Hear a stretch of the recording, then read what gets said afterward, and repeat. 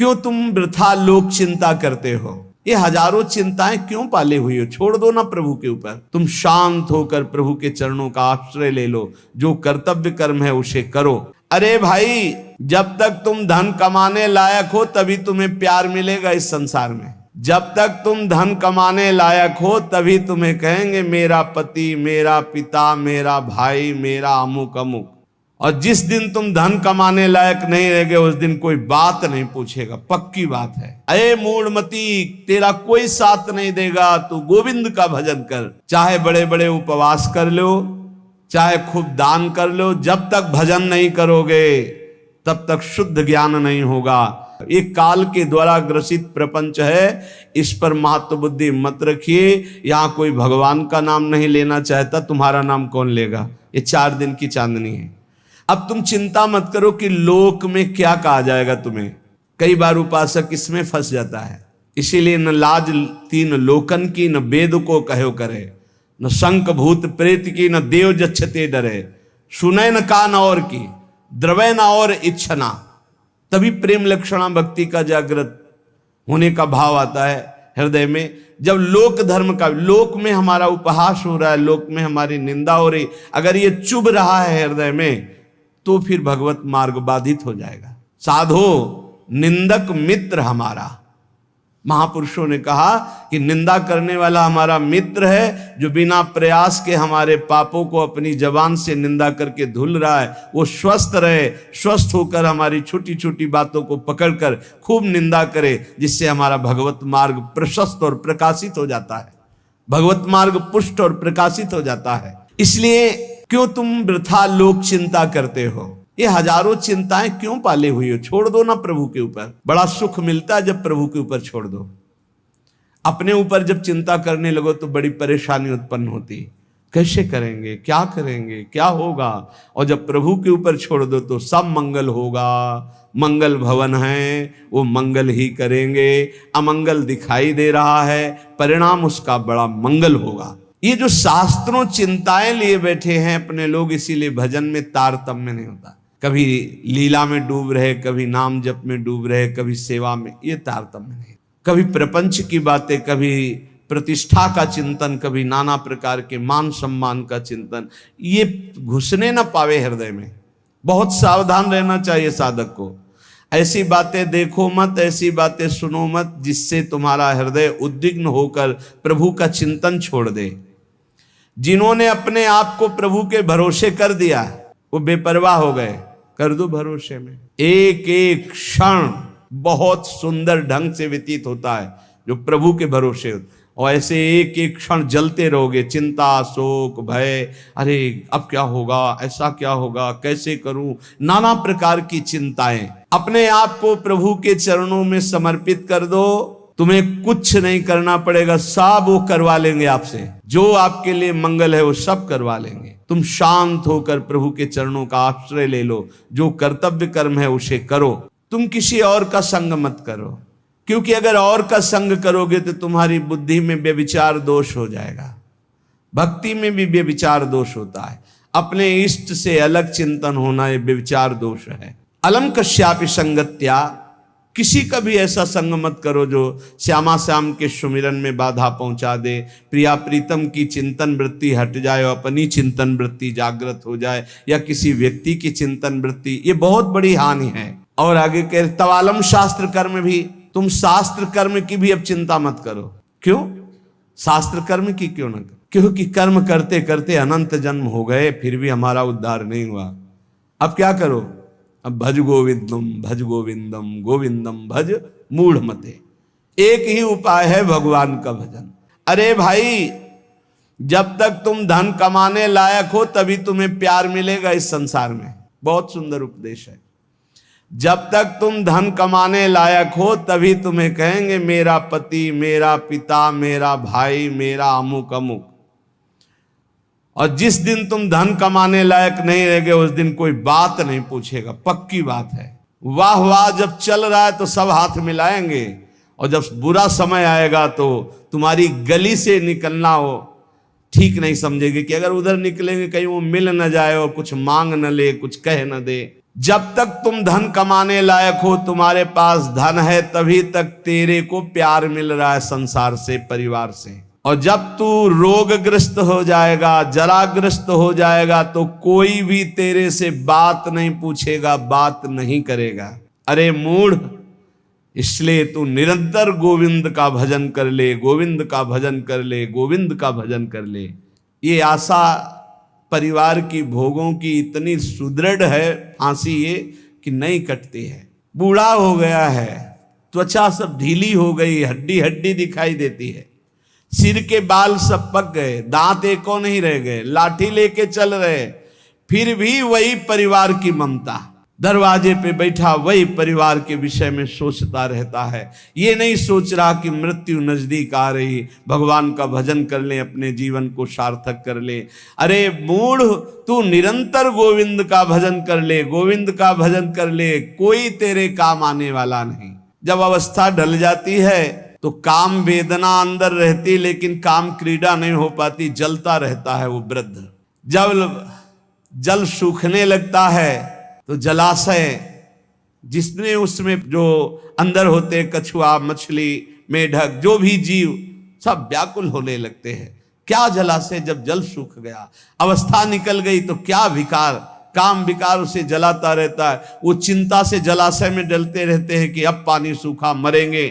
ऐसे ही जब धन नष्ट हो जाता है तो कोई परिवार का मित्र, रिश्ता, नाता कोई निर्वाह नहीं करता। सच्ची हमने देखा है, ये दृश्य देखे हैं। इसी प्रकार अगर तत्व ज्ञान हो गया तो संसार से तुम मुक्त हो जाओगे। इसलिए तत्व ज्ञान प्रदान करने वाले भगवान गोविंद का भजन कर। दिन व्यतीत हुआ, रात आई, रात व्यतीत हुई, प्रातः हुआ, फिर दिन व्यतीत हुआ, फिर सायं आई। तुम्हारी आयु नष्ट हो रही है, गए 24 घंटे, अब पता नहीं कितने घंटे, कितने मिनट हैं। शिशिर गई, शिशिर ऋतु, बसंत ऋतु आई, वर्षा आई, ग्रीष्म आई, शरद आई, गए। हर ऋतु 2-2 महीने अपना प्रभाव दिखाकर हमारी 2 महीने की आयु गई, ऋतु गई, दिन गया, रात गया, आयु बीतती चली जा रही है, आशा बढ़ती चली जा रही है। ऐसा मकान बना लेंगे, ऐसा कर लेंगे, ऐसा कर लेंगे। अरे मूढ़, मरने का समय आ रहा है। रोज दिन जा रहा है, रात्रि जा रही, सायं व्यतीत हो रहा, ऋतुएं निकलती चली जा रही हैं। तुम्हें आशा रूपी फांसी ने ऐसा बांध रखा है, इतना कमा लिया, अब इतना कमा लेंगे, इतना कर लिया, वैसा कर लेंगे। ये तुम्हें पता नहीं कि तुम्हें मरना है। तुम्हारी आयु नष्ट होती चली जा रही है। आशा रूपी इस फांसी को काट लो। कैसे? भज गोविंदम, भज गोविंदम, गोविंदम भज मूढ़मते। अरे मूढ़मती, गोविंद का भजन कर ले, गोविंद का भजन कर ले, गोविंद का भजन कर ले।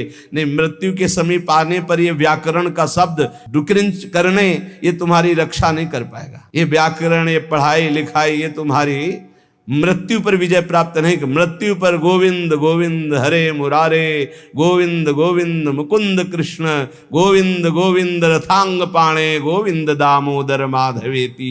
ये भगवान नाम ही तुम्हारी रक्षा करेंगे। जिसने गीता जी को पढ़ा, श्रीमद् भागवत गीता जी, कुछ लोग तो इस भेद ही नहीं जान पा रहे हैं कि श्रीमद् भागवत और श्रीमद् भगवत गीता जी अलग है, नहीं जान पाते हैं कई लोगों के ऐसे। जिसने जो युद्ध क्षेत्र में भगवान श्री कृष्ण चंद्र जी ने अर्जुन को 18 अध्याय उपदेश किया, उसे श्रीमद् भगवत गीता जी कहते हैं। और भगवान व्यास देव जी द्वारा रचित श्री सुखदेव जी ने जो 7 दिन में परीक्षित जी को सुनाया, वो श्रीमद् भागवत है। जिसने भगवत गीता को पढ़ा है, गंगा जल के एक बूंद भी आचमन किया है, एक बार भगवान श्री कृष्ण की पूजा कर ली है, यमराज उसकी तरफ आंख उठा के भी नहीं देखेंगे। एक बार भगवत गीता पढ़ा, एक बार गंगा जल का आचमन किया, एक बार भगवान श्री कृष्ण की अर्चना वंदना कर ली, तो यमराज कभी उसकी तरफ नहीं देखेंगे। इसलिए एक बार का जब इतना महत्व है तो तू हर समय भज गोविंदम, भज गोविंदम, भज गोविंदम मूढ़मते। हर समय गोविंद का भजन कर, गोविंद का भजन। अये मूढ़मती, तेरा कोई साथ नहीं देगा, तू गोविंद का भजन कर। कहते हैं कि ये भजन की अवस्था नहीं है, तो कब भजन की अवस्था होती? बाल्यावस्था खेल कूद में चली गई, जवानी स्त्री में आसक्त भोग में चली गई, वृद्धावस्था रुपया पैसा नाती पनाती इनकी चिंता में चली गई तो परब्रह्म परमात्मा का भजन करने की कौन सी अवस्था है। अरे जब से होश हो जाए तभी से भजन शुरू कर दो। चेतना जागृत हो, बुद्धि काम करने लगे, राधा राधा राधा गोविंद गोविंद गोविंद भजन करे। अरे मूढ़, कोई तेरा साथ देने वाला नहीं, इसलिए भज गोविंदम भज गोविंदम। इस संसार में बार बार जन्म होता है, बार बार मरण होता है, बार बार 9 महीने माता के गर्भ में रहना पड़ता है। अब तो होश संभाल ले, मनुष्य शरीर मिला है, भगवान श्री कृष्ण की शरण में आ जा और इस अपार संसार से पार हो जा और हर क्षण गोविंद गोविंद गोविंद ऐसा रट, नहीं बार बार जन्म मरण के चक्र से तुझे कोई नहीं बचा सकता है। रात गई, दिन गए, पक्ष गया, कृष्ण पक्ष शुक्ल पक्ष, महीना गया, अयन उत्तरायण दक्षिणायन, वर्ष गए, कितने वर्ष गए, अब भी तुझे होश नहीं। तू यहां लोगों से राग द्वेष में फंसा है। अरे तेरी मृत्यु का समय आ रहा है, परम पद पहुंचने का उपाय कर। किसी से ईर्ष्या मत कर, मत्सरता मत कर, किसी की निंदा मत कर, किसी से द्वेष मत कर। अंतिम समय आने वाला है, इसलिए गोविंद गोविंद गोविंद ऐसा भजन कर ले। अरे मूढ़, तेरा कोई साथ देने वाला नहीं। माताओं बहनों की तरफ काम दृष्टि से देखकर अपनी क्यों दुर्गति करते हो?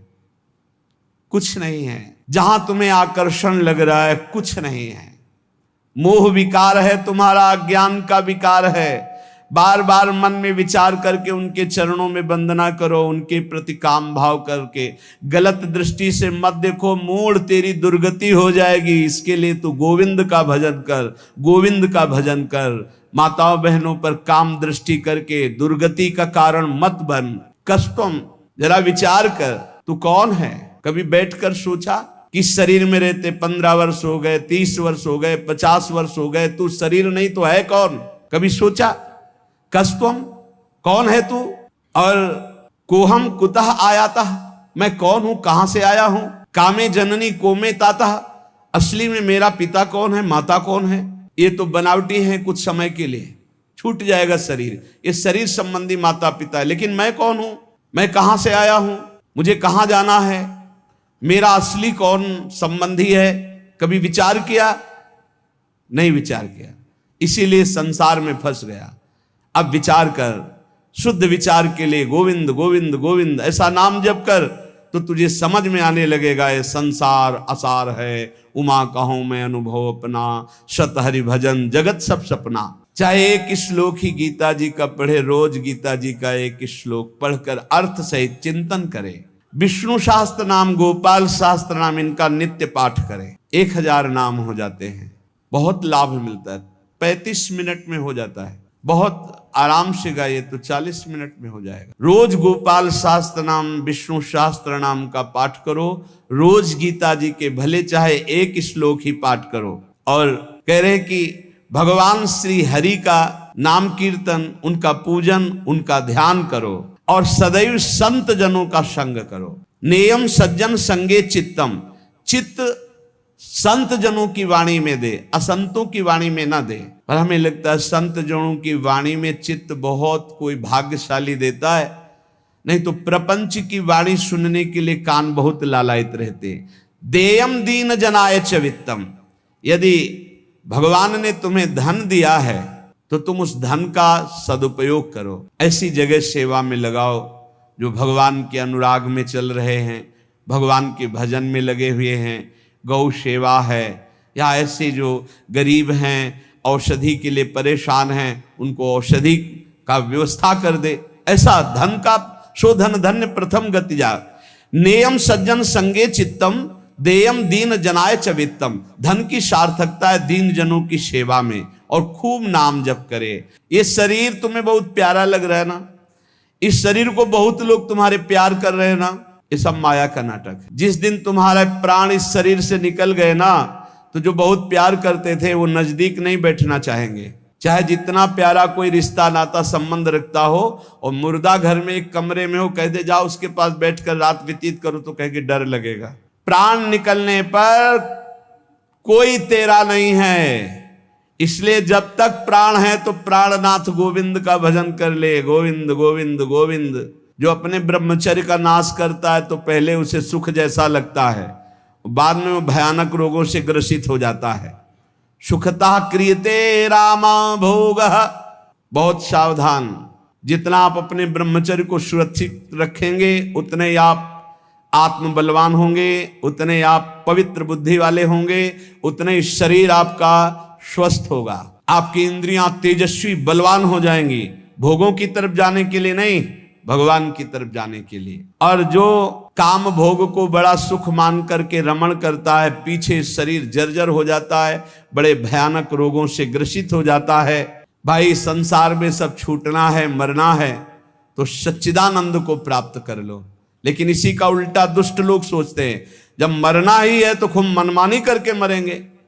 और विवेकी जन, संत जन जो साधु स्वभाव के, कि जब मरना ही है तो पापाचरण क्यों करना है, मुझे अच्छे आचरण करके उत्तम गति को प्राप्त करना है। इसलिए कोई भी पापाचरण मत करो। पापाचरण जन्म जन्मांतर में तुम्हें दुख ही प्रदान करेगा। हर समय गोविंद गोविंद गोविंद ऐसा भजन करो। तन ढकने के लिए यदि चिथड़े भी हो तो चलेगा। तन ढकने के लिए, शरीर पोषण के लिए ज्यादा चिंता मत करो, ये तन भी जलेगा, सड़ेगा, नष्ट होगा। इसलिए पापाचरण करके बहुत अच्छे कपड़े पहनने को मिले तो हमारे लिए नरकगामी स्थिति ही है। वर्तमान में भी पापाचरण के द्वारा शरीर को मत सजाओ। मोटी सोने की जंजीर, बढ़िया कपड़ा, कुछ नहीं। ये अग्नि में भस्म होने वाला शरीर है, ये नष्ट होने वाला शरीर। पापाचरण करके इसे सजा रहे हो और पाप करके दुर्गति भोगोगे। एक मार्ग है ऐसा जो तुम्हें इस जन्म में पुण्य और पाप दोनों से बचाकर भगवत प्राप्ति करा दे। वो भगवान का मार्ग है। न मैं हूं, न तू है, न ये संसार है, एकमात्र भगवान है। इसलिए भगवान की शरण में हो जा और गोविंद गोविंद गोविंद ऐसा भजन कर। चाहे गंगा सागर चले जाओ, चाहे बड़े बड़े उपवास कर लो, चाहे बड़े बड़े दान कर लो, जब तक भजन नहीं करोगे तब तक ज्ञान नहीं होगा। क्या ज्ञान? ये संसार में एकमात्र वासुदेव हैं। बहुनाम जन्मनावन्ते ज्ञानवान माम प्रपद्यते वासुदेवा सर्वमित सा महात्मा सुदुर्लभा। एकमात्र भगवान सर्वत्र है। ये अनुभूति जब तक नहीं होगी तब तक संसार चक्र में तुम्हें बार बार आना पड़ेगा। तो ये ज्ञान कैसे होगा? बोले निरंतर नाम जप करने से। चाहे गंगा सागर दौड़ आओ, चाहे बड़े बड़े उपवास कर लो, चाहे खूब दान कर लो, जब तक भजन नहीं करोगे तब तक शुद्ध ज्ञान नहीं होगा। और शुद्ध ज्ञान हुए बिना सर्वान वस्तुतया निरीक्ष परम स्वाराध्य बुद्धिर्मम, आपको भगवत प्राप्ति नहीं होगी। इसीलिए कह रहे बार बार गोविंद का भजन कर, बार बार गोविंद का भजन कर। श्रीपाद प्रबोधानंद जी इसीलिए कह रहे अलम कश्यापि संगत्या तबालम शास्त्र कर्म भी। जीव भगवान से विमुख होकर संसार को सत्य मानकर इंद्रियों के द्वारा भोगे जाने वाले विषयों में सुख बुद्धि करके, धन मान प्रतिष्ठा कीर्ति इनमें सुख बुद्धि करके वो भगवान से विमुख हो गया है। वो अज्ञान में ही अपने को सुखी मानता है। कोई बिरला ऐसा है जो अज्ञान का त्याग करके भगवान की शुद्ध भक्ति में अपने चित्त को जोड़ पाता है। श्रीपाद कह रहे हैं बिना वृंदावन की कृपा के, बिना वृंदावन के रसिकों का संग किए, बिना वृंदावन की रजरानी का सेवन किए प्रेम लक्षणा भक्ति जागृत नहीं होती। क्योंकि प्रेम समुद्र है वृंदावन, और हमारे अनंत जन्मों के ऐसे अपराध, इस जन्मों के ऐसे पाप हैं जो विशुद्ध प्रेम लक्षणा भक्ति में प्रवेश होने नहीं देंगे। तो इन महत् पापों का नाश श्री धाम वृंदावन का आश्रय वास ये नष्ट कर देता है, बड़े बड़े अपराधों को धूल धूसरित कर देता है। श्रीपाद कह रहे हैं यदि श्री जी की कृपा से वृंदावन ने मुझे स्वीकार कर लिया, कैसे हम जाने कि हमें वृंदावन ने स्वीकार कर लिया? जब हमारे हृदय में एक आश्रय जागृत हो जाए कि हमसे साधन तो भले उस कोटि का नहीं बनता, पर वृंदावन धाम की कृपा है। वृंदावन की कृपा से वृंदावन के अतिशय लाडिले युगल सरकार हमको इसी जन्म में प्राप्त हो जाएंगे।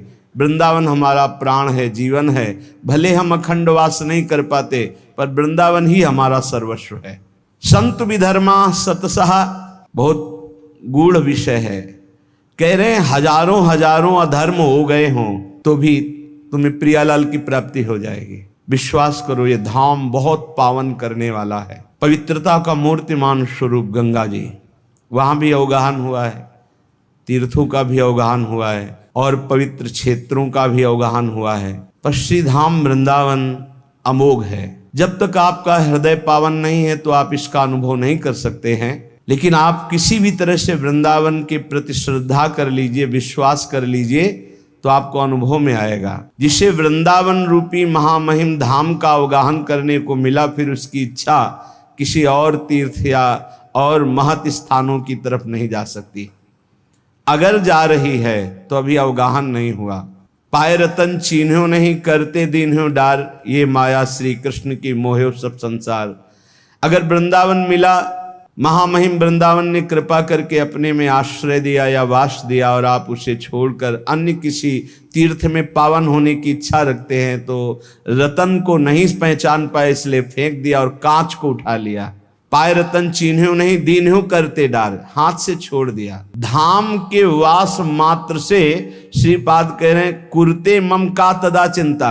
अब मुझे कोई चिंता नहीं, भगवत प्राप्ति पक्की। हमारा मन नहीं लगता, हमारा मन विकारी है, ऐसा ये सब नष्ट हो जाएगा। कृपा एक बहुत बड़ा प्रवाह है। जीव सरिता सावन जल उमगत सन्मुख सिंधु सिधारे। कोई रोक ले, जब सावन में अच्छी वर्षा होती और बाढ़ आती है तो सीधे समुद्र की तरफ उफनती हुई यमुना जी या गंगा जी जा रही, कोई रोक के दिखाए। ऐसे ही जब कृपा का उफान होता है तो कैसा भी पातकी जीव क्यों न हो, वो परम पद को प्राप्त कर लेता है। और कह रहे सतसा सद्धर्मायांतु, यदि सैकड़ों प्रकार के तुमने सद्धर्मों को लुप्त कर दिया, बड़े आदेशों का खंडन किया, शास्त्र आज्ञा का खंडन किया, संतों की अवहेलना कर दी, वैष्णवों का अपराध कर दिया, तो भी डरो मत, सीधा वृंदावन आ जाओ। वृंदावन का रज का सेवन, ठाकुर जी के दर्शन, चरणामृत का पान, वृंदावन की परिक्रमा, यमुना के किनारे बैठकर नाम कीर्तन, इस सब पापों को नष्ट कर देगा। पर उसमें एक नियम लेना होगा कि आगे से हमारे द्वारा पाप नहीं होंगे। यदि ऐसा नियम नहीं लोगे तो बार बार फिर वो प्रायश्चित नहीं माना जाता, फिर उसको भोगना पड़ता है। प्रायश्चित तब माना जाता है कि आज तक हुआ, आज के बाद मैं नहीं करूँगा, और पक्का नियम ले ले। फिर कोई व्यवस्था में त्रुटि हो जाती है तो भगवान जानते हैं कि उनकी प्रबल माया है, फिर क्षमा कर देते हैं। यदि तुम्हारे हृदय में कहीं ये आशा जग जाए, भले वास ना हो, कि मुझे वृंदावन वास करना है और अंतिम वृंदावन में व्यतीत करना है, ये आशा, भले आप कभी वास न कर पाए, ये हृदय से सच्चाई से हृदय से आशा जग जाए कि भगवान क्या कभी हम पर ऐसी कृपा होगी कि मैं सर्वस्व अपना वृंदावन मानकर आजीवन वृंदावन वास करूंगा। और उसके लिए वो चेष्टारत भी है, वासाय यत्नो धाई, प्रयास भी करता है, पर वो वृंदावन वास नहीं कर पाता, तो उसे वृंदावन वास का ही फल मिलेगा। ये है देखो चमत्कार आश्रय का। उसने मन में ठान लिया मैं वृंदावन वास करूंगा, चेष्टा भी करता है पर असफल हो गया, वृंदावन वास नहीं कर पाया, तो वृंदावन वास के ही फल का उसको अनुभव होगा। जो एक वृंदावन वासी को फल प्राप्त होता है वो उसको प्राप्त होगा। विश्वास करो, जो यत्नशील है, वृंदावन वास की आशा रखता है, भगवान नाम जप करता है, वो सीधे भगवत धाम जाएगा, शरीर छोड़कर, कहीं कोई भी हो, संशय करने की जरूरत नहीं। ये बड़े भाग्य से आता है। और यदि तुम्हें अखंड वृंदावन वास मिल गया, यदि मंदधीर वर्हि श्याम वृंदा विपिनम कृपालु पाले तदपि, तो तुम ये चिंता मत करो कि तुम्हारा पालन पोषण कैसे होगा, सीधाम वृंदावन करेगा। तुम्हें अपने पालन पोषण के लिए बाहर जाने की जरूरत नहीं, सीधाम वृंदावन अपने आप पालन पोषण करेगा। विश्वास करो।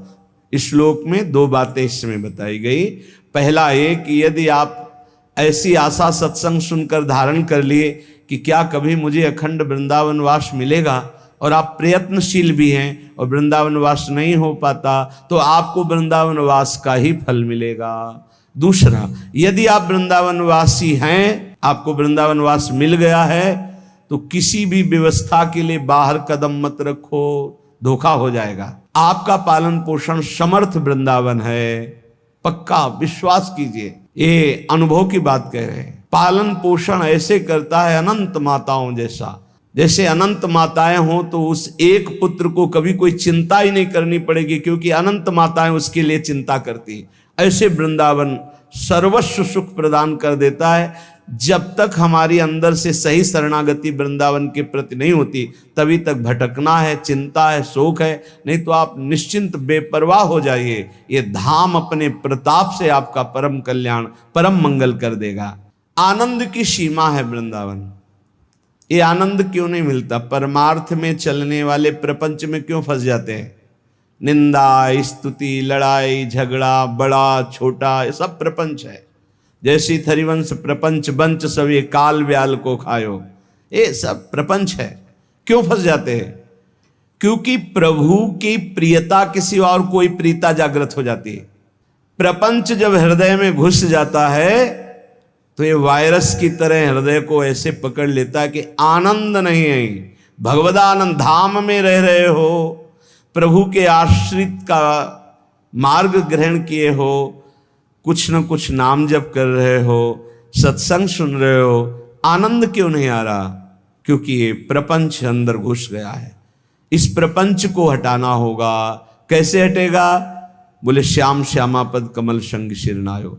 जय श्री हरिवंश प्रपंच बंच सब एक काल व्याल को खाओ। एक काल के द्वारा ग्रसित प्रपंच है, इस पर महत्व बुद्धि मत रखिए। यहाँ कोई भगवान का नाम नहीं लेना चाहता, तुम्हारा नाम कौन लेगा? ये 4 दिन की चांदनी है। बड़े बड़े सिद्धों के ऊपर प्रहार किया गया तो अपने लोग क्या हैं? पूज्यपाद उड़िया बाबा के ऊपर गड़ासा चलाया गया, कुल्हाड़ मारी गई श्री मंगनानंद सरस्वती जी की, पलटू बाबा को कुटिया में घेर कर आग लगा दिया गया। ये भजनानंदी बड़े बड़े सिद्धों को ऐसी लीलाएं माया जनित क्लेश दिए गए तो अपने लोग क्या विश्वास करें कि अपने साथ क्या नहीं हो सकता? धैर्य पूर्वक प्रपंच का त्याग करके प्रियतम के अनुराग में रंगे हुए प्रेमी जनों का संग करते हुए जब हम चलेंगे तो आनंदा अपार सीमा, अपार आनंद की सीमा वृंदावन है। इससे बढ़कर कोई आनंद नहीं जहां प्रिया प्रीतम खेल रहे हैं। सीमा तो सौभाग्य रस सार सारस्य, सब रसों का सार रस है माधुर्य रस। और माधुर्य रस की उपासना मिल गई तो हमारा बड़ा सौभाग्य है। आनंद की सीमा वृंदावन मिल गया और उपासना की सीमा माधुर्य रस मिल गया। और हरि मधुरिमांत्य सीमा, प्रभु के प्रेम की सीमा है, चरम सीमा है सहचरी भाव। ये जो दासी भाव राधा दास चरम सीमा है, कहीं स्वसुख वांछा का लेस भी नहीं इसमें। प्रिया प्रीतम मंद मंद मुस्कुराते ही एक तरफ खेल रहे हैं तो सहचरियां देख रही अपनी कुंज रंध्रों से, दृष्टि से निहाल हो रही, आशीष दे रही। उनको ये नहीं कि मेरी तरफ देखे, परस्पर देख। अनसन पर भुज दिए बिलोकत इंदु बदन विभ्यो। कभी झूलन लीला में झूला झूल रहे, दोनों पुलक रहे हैं। दयशीष हरिवंश प्रशंसत करि अंचल की छोड़। ये चरम सी हरि मधुरिमा अत्यंत सीमा, अत्यंत हरि मधुरिमा की सीमा है। वृंदावन मेव सेव्य गुण सीमा। जो वृंदावन का वास स्वीकार कर लेता है, वृंदावन का आश्रय स्वीकार कर लेता है, समस्त भागवतिक गुण उसमें प्रकाशित हो जाते हैं।